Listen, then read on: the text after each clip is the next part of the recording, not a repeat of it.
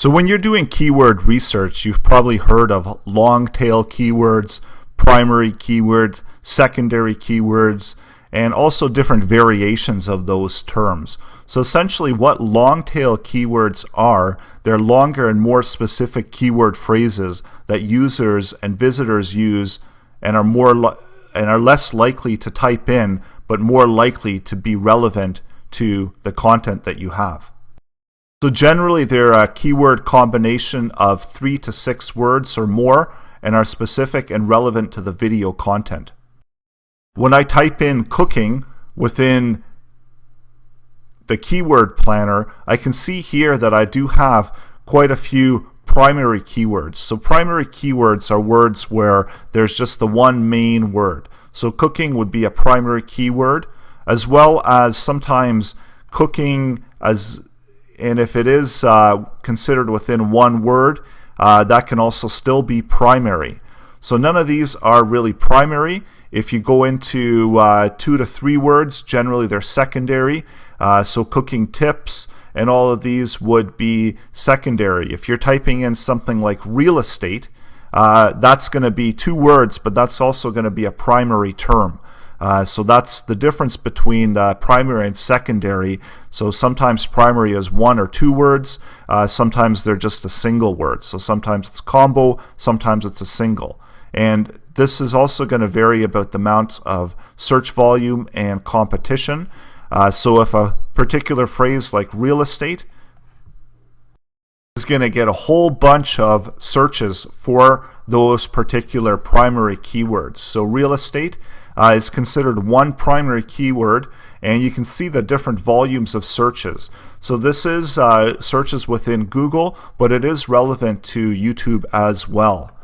So when you look down here, most of these are secondary type keywords, and generally those are 2 to 3 word phrases, and then the longer tail are ones that are 4+ word phrases. And they're usually a lot more specific. So they'll throw in a specific location, Colorado Springs real estate, and it would actually be a little bit more specific like this. So you'd go Colorado Springs real estate homes or something else to add a third type of descriptor to that keyword phrase.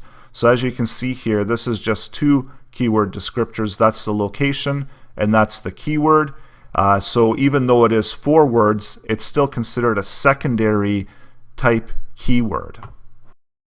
Here's some Google graphics about long tail keyword charts, and this is why they're called long tail, because as you can see here, the number of search activity for that particular search word, the shorter the phrase is, primary words are going to have a whole bunch of search activity for those words because they're going to be a lot more commonplace. They're going to be used in combination and different types of combinations. As you go down the tail, you see the secondary type words. So these are going to have a little bit less search activity because they're going to be getting a little bit more specific. But they're still going to have more search activity than the long tail keywords. So this is the dragon's tail, the long tail keyword, where it just drops off, continues to flow down the number of searches. So you might be getting a lot less searches, but they're going to be a lot more specific searches.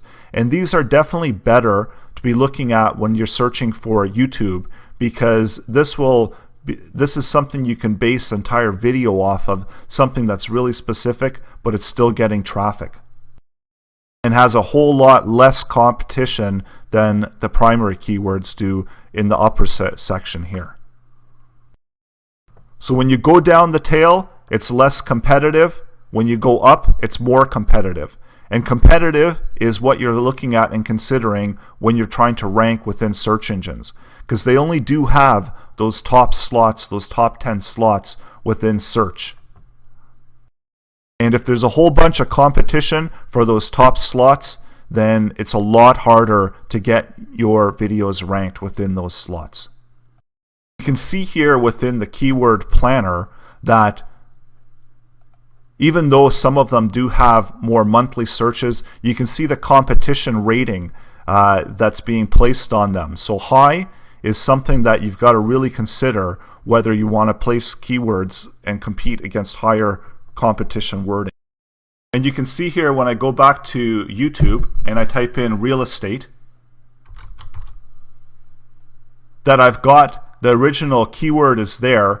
So if I was actually trying to rank for a video that was real estate investing in Canada, I would have a lot harder time getting my video noticed and a lot less chance of somebody watching through if they're looking for real estate photography and my video comes up and it's based on investing in Canada. So you can see that as well when you do a search within YouTube. And you can see that if I had created a video that was ranking for investment in Canada, I wouldn't be able to show up as high in the search rankings because there's a whole bunch of competition for real estate.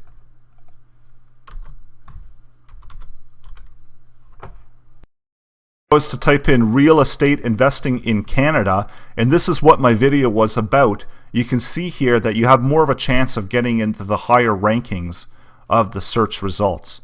And this is definitely where you want to be when you are trying to rank and optimize your videos and where they're going to show up.